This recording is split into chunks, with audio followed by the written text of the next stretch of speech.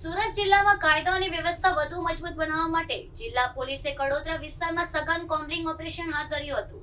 ભાડાના મકાનો, ગોડાઉન અને સંવેદનશીલ વિસ્તારોમાં તપાસ સાથે શંકાસ્પદ વ્યક્તિઓની ચકાસણી કરવામાં આવી હતી. સુરત જિલ્લામાં કાયદો અને વ્યવસ્થાની સ્થિતિ વધુ મજબૂત બનાવવાના તેમજ ગુનાખોરી પર અસરકારક અંકુશ લાવવાના હેતુથી સુરત જિલ્લા પોલીસ દ્વારા કડોદરા વિસ્તારમાં સઘન કોમ્બિંગ ઓપરેશન હાથ ધરવામાં આવ્યું હતું. પોલીસના ઉચ્ચ અધિકારીઓના માર્ગદર્શન હેઠળ વિવિધ ટીમો દ્વારા વિસ્તારના સંવેદનશીલ વિસ્તારોમાં ચકાસણી કરવામાં આવી હતી.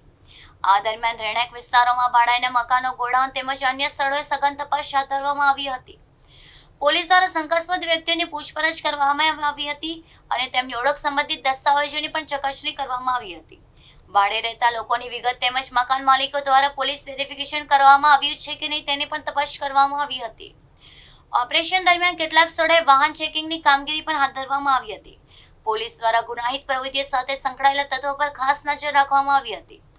આ કાર્યવાહીનો મુખ્ય હેતુ ગુનાગારોમાં કાયદાનો ભય ઊભો કરવાનો અને સામાન્ય નાગરિકોમાં સુરક્ષાની ભાવના મજબૂત કરવાનો હતો. પોલીસે લોકોને પણ શંકાસ્પદ પ્રવૃત્તિઓ અંગે તાત્કાલિક જાણ કરવાની અપીલ કરી હતી. સમગ્ર ઓપરેશન દરમિયાન પોલીસના જવાનો સતર્કતા સાથે કામગીરી કરતા જોવા મળ્યા હતા. આ પ્રકારના કોમ્બિંગ ઓપરેશનો ભવિષ્યમાં પણ ચાલુ રહેશે તેવી પોલીસ દ્વારા આપવામાં આવી હતી. આ પ્રકારના કોમ્બિંગ ઓપરેશનો ભવિષ્યમાં પણ ચાલુ રહેશે તેવી માહિતી પોલીસ દ્વારા આપવામાં આવી હતી. 27 તારીખે કડોદરા પોલીસ સ્ટેશન એરિયાની અંદર એક કોમ્બિંગનું આયોજન કરવામાં આવેલું હતું. સુરત ગ્રામ્ય પોલીસ અધિક્ષક સાહેબ શ્રીના સૂચના અને માર્ગદર્શન હેઠળ ડીવાયએસપી સાહેબ શ્રી કામરેજનાઓએ એક ટીમનું ગઠન કરી અને કોમ્બિંગ જે કારણ કે કડોદરા પોલીસ સ્ટેશન વિસ્તાર એ છે જીઆઈડીસી વિસ્તાર છે અને એની અંદર અલગ અલગ ઉદ્યોગોના રિલેટેડ ઘણા બધા ગોડાઉનો પણ આવેલા છે.